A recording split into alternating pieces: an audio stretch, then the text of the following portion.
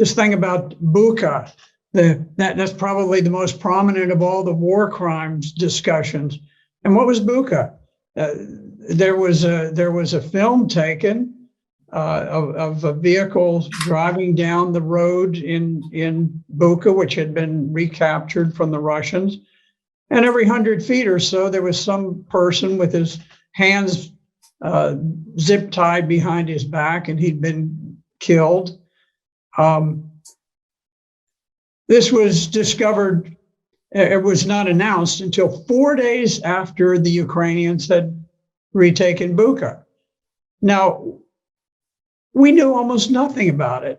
We actually didn't even have proof that people had been killed, but assuming they had, we didn't know where they had been killed. We did not know who they were. We did not know who killed them. We did not know why they were killed. No one could provide an adequate motive for the Russians to have killed them. The Russians held Bucha for a month. If they were going to kill them, why didn't they kill them during that month? And if you were going to slaughter a bunch of people, wouldn't they all be in one place, and wouldn't you gun them all down there? Why would they be distributed along a roadside, a mile along the way? It makes no sense. What we do know is that 4 days after, the mayor of Bucha joyously announced that the city was liberated. 4 days after, the Ukrainian army had moved in, and their special, their propaganda arm of the Ukrainian military were there. All of a sudden, there were these dead people on the road. How come they weren't there when the Russians were there? How come they only appeared after the Russians were gone? If I were looking at that as simply a standard criminal case, and I was talking to Criminal Investigation Division or the FBI or military police or something, I'd say, okay, the first thing, let's take a look at the Ukrainians. My guess would be, and you start with a hunch when you're investigating a crime. My hunch is that the Ukrainians killed off these people after they moved in and after they looked around and said, okay, who was friendly towards the Russian troops while the Russians were here? We're gonna execute them. That would be my guess, because I don't see any motive for the Russians to have just sort of killed a few people on their way out of town. So you have and nobody questions these because the corporate media is so monolithic.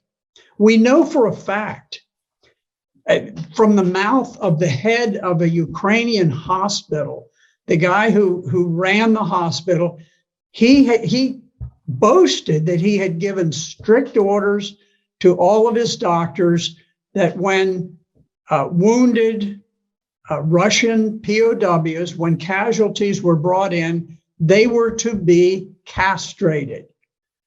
Now, this is a horrific war crime admitted from the mouth of the hospital administrator, and the Ukrainian government said, we'll look into that, like it's no big thing. I can't think of a more horrific war crime ever. Where did you hear about it? On ABC and MSNBC and CNN and Fox News? Not a whisper. And yet the proof is undeniable.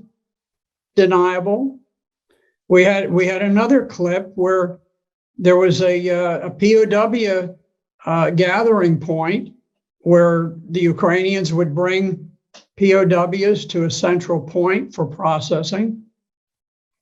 And this is about a 7-minute video, and the Ukrainian soldiers simply gunned them all down. And they had probably 30 of these wounded Russian soldiers laying on the ground, some of them clearly dying from their wounds. Some of them, they put plastic bags over their head. Now, these are guys who are laying there, sometimes fatally wounded, with their hands zip tied behind their backs, and they've got plastic bags over their heads, so that making it difficult to breathe. And because they can't raise their hands, they can't take the bags off so that they can breathe. And then they, at the end of the video, the Ukrainians bring in a van, and there are 3 unwounded Russian POWs, and without the slightest thought or hesitation, as the 3 come off and their hands are bound behind their backs, they gun down 2 of them right on camera, and they fall over, and the 3rd one gets on his knees and begs that they won't hurt him, and then they gun him down. And these are crimes, and these were not refuted by the Russian or by the Ukrainian government, but you'd never even know that they occurred. So far, I will tell you that the only proven, I'm not saying that there aren't war crimes happening on both sides.